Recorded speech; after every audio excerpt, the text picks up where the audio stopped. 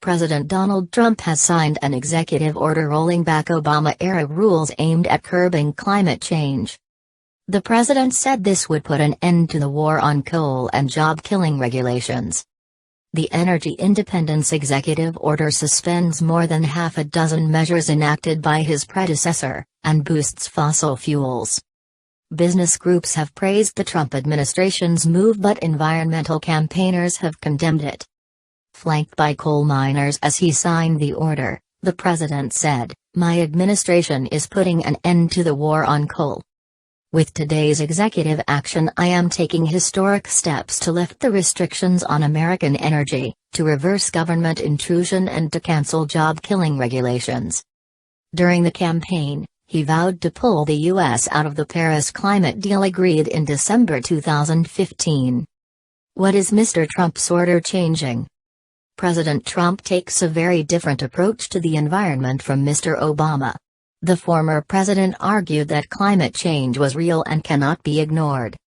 Among the initiatives now rescinded is the Clean Power Plan, which required states to slash carbon emissions, to meet U.S. commitments under the Paris Accord. The regulation has been unpopular in Republican-run states, where it has been subject to legal challenges, especially from businesses that rely on burning oil, coal and gas.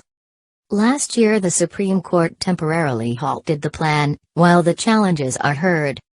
The Trump administration says that scrapping the plan will put people to work and reduce America's reliance on imported fuel. It says the president will be moving forward on energy production in the U.S. The previous administration devalued workers with their policies. We can protect the environment while providing people with work.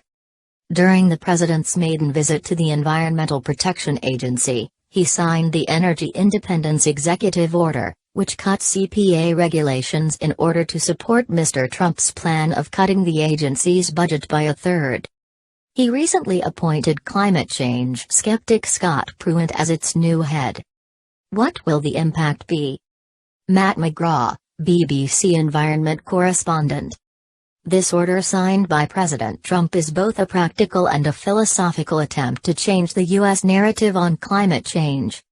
His supporters say it will create thousands of jobs in the liberated oil and gas industries. His opponents agree the new order will be a job creator, but they'll be jobs for lawyers, not in the coal fields. Front and center is practical action on the Clean Power Plan, CPP, the Obama project to cut fossil fuels from energy production. Although it has long been tied up in the courts, the new administration will leave it to fester there while they come up with a much weaker replacement. There will also be new, less restrictive rules on methane emissions from the oil and industry and more freedom to sell coal leases from federal lands.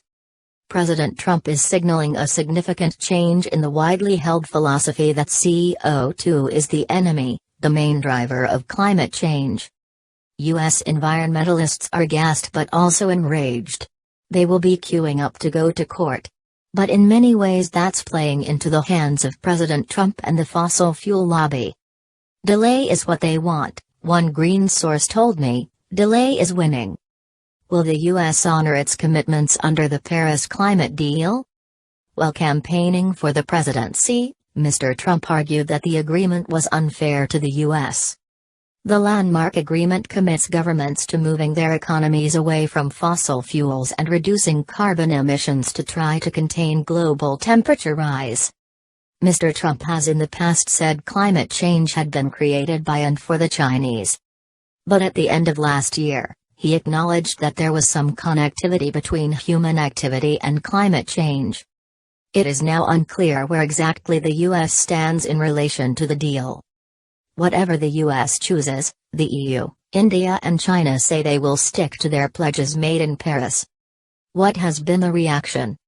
The president's order will be resisted by environmentalists, who have promised to challenge it in the courts.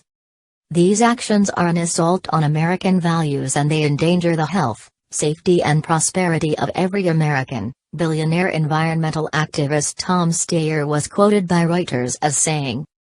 "I think it is a climate destruction plan in place of a climate action plan," the Natural Resources Defense Council's David Doniger told the BBC, adding that they will fight the president in court.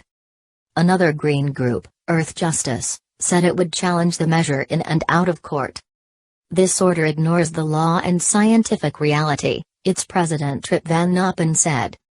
Does Trump believe in climate change? Tara McKelvey, BBC White House reporter. Yes, at least according to a senior aide.